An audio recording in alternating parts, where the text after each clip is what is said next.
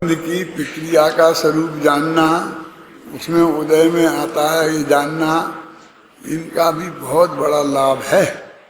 ये दिनवाणी में दिव्य ध्वनि में आई हुई बात है, तो वैसे ही भगवान ने कोई फालतू नहीं थे जो उनने कही है, लेकिन उनने उसी दिव्य ध्वनि में ये भी कह दिया कि धर्म ध्यान से है अंधी बुद्धि जिनकी। वो ये बता रहे हैं कि तुम इन कर्मों से बहुत घबरा रहे ना, तो ये तो कुछ कर नहीं सकते, बने रहने दो ढेर सारे। जब उदय में आएंगे उसके एक सेकंड पहले कुछ नहीं कर सकते। उदय में आए उस वक्त जो कुछ भी हुआ, क्या हुआ वो बताऊंगा अभी, और उसके एक सेकंड बाद फिर कुछ नहीं कर सकते। और वो कर क्या सकते हैं? जिसका जो काम है, किसी का संयोग में निमित्त होना है, किसी का संयोगी भाव में निमित्त होना है, ये है ना। जैसे गुस्सा आ गया हमें, तो ये आत्मा का जो संयोगी भाव है ना, इसमें वो क्रोध कर्म निमित्त बना, समझे ना। और अथवा मुझे कोई आपने गाली दे दी तो मेरा हत्या कर्म है ना, वो संयोग में निमित्त हुआ, बस खत्म। एक सेकंड बाद वो खत्म होने वाला है, वो निमित्त हट जाने वाली है, हमारा उपयोग भी बदल जाने वाला है ना।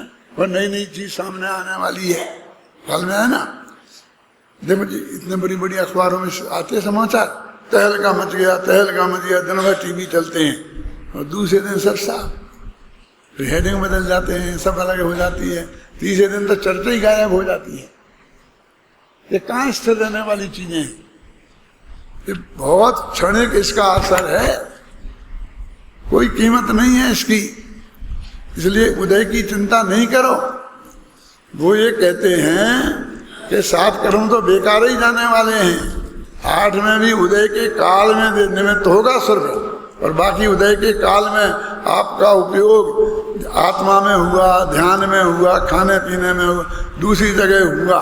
जैसे मान लीजिए काम विकार का उदय आया, उस वक्त आपका उपयोग खाने में है,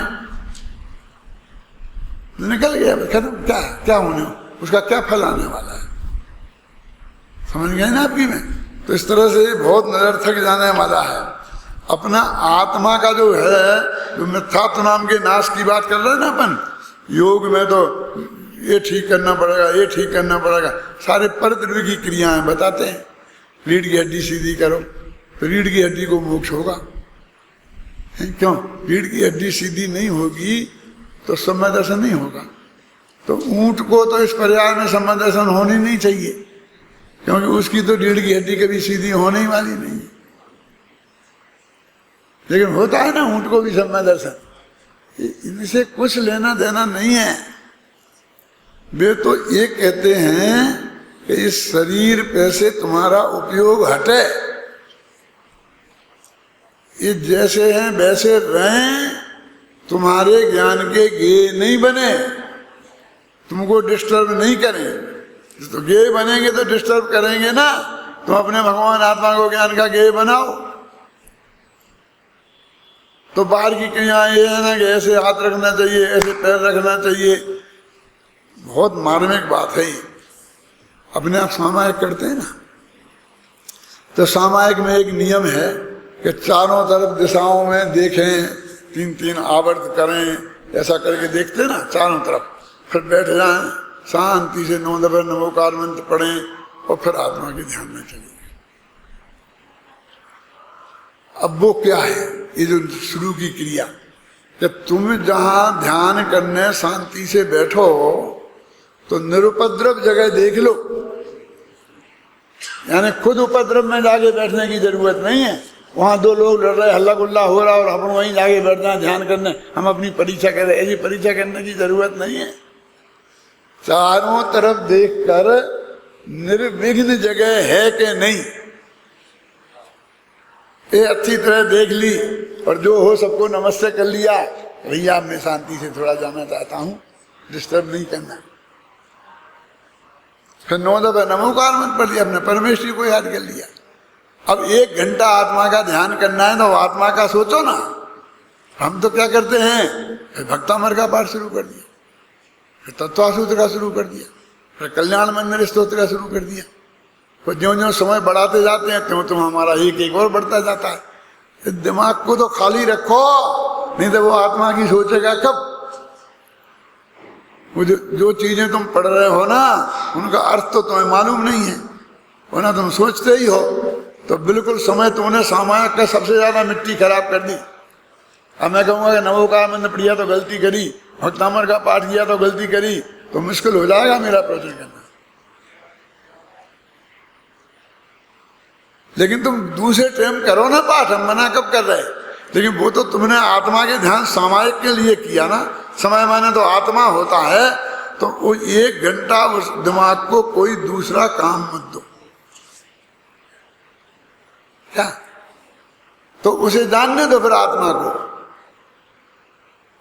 ध्यान की परिभाषा में द्रव्य संग्रह में लिखा है, सोचो नहीं, बोलो नहीं, और चेष्टा भी मत करो। काय से चेष्टा मत करो, वचन से बोलो नहीं, और मन से सोचो नहीं, उसका नाम ध्यान है। बोलो अब क्या सोचे हम, काय का पाठ करें? तो तुम बोलने की पूछ रहे ना, कैसे बैठे? वे तो कह रहे कि तुम बैठो ही नहीं, जैसा शरीर की स्थिति है रहने दो, चेष्टा भी नहीं करो और बोलो नहीं, कुछ नहीं बोलो। तुम बोलते हम क्या बोले, नवोकानंद बोलेंगे, क्या बोलेंगे? नहीं बोलो नहीं, और सोचो भी नहीं, तो फिर क्या बचा? फिर तो जड़ हो गए। अब तुम्हें जड़ दिखता है तो हम क्या करें? अभी पूरा आत्मा तो बचा, पूरा ज्ञान तो बचा। मन वचन काय के बिना भी ज्ञान होता है ना, सिद्धों के होता कि नहीं होता? अब वो ज्ञान करो सहज भाव से, उसका ज्ञान का जो किसका ज्ञान करें अजित प्रसाद जी? छोड़ दो उस ज्ञान पर्याय का। ये जिसको बनना होगा वो अनंत काल पहले से नक्की है, तुम्हें क्या करना? होने दो। तो कोई गंदी चीज आ जाए हमारे ज्ञान में तो आने दो, विरोध, नो ऑब्जेक्शन। क्या कह रहे?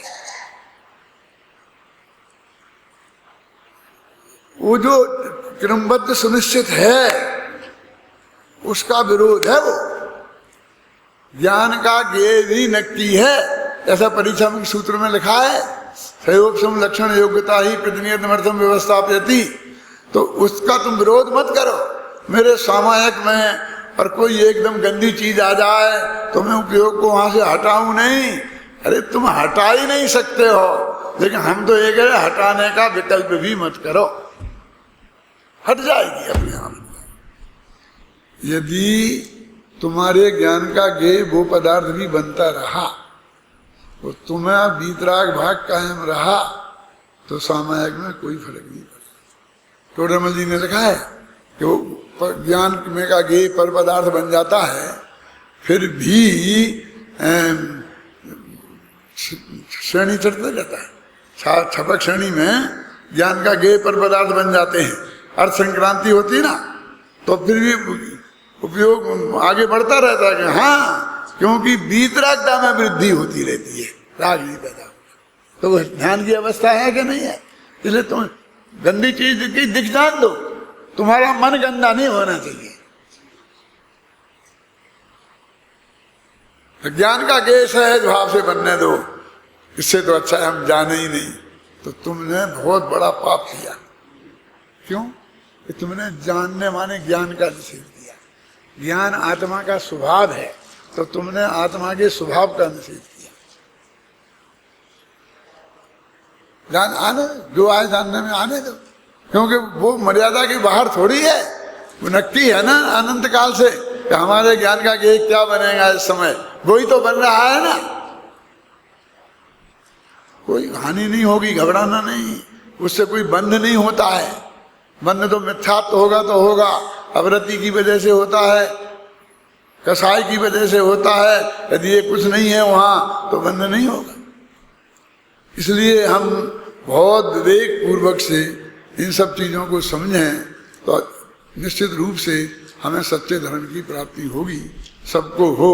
इस मंगल भावना से।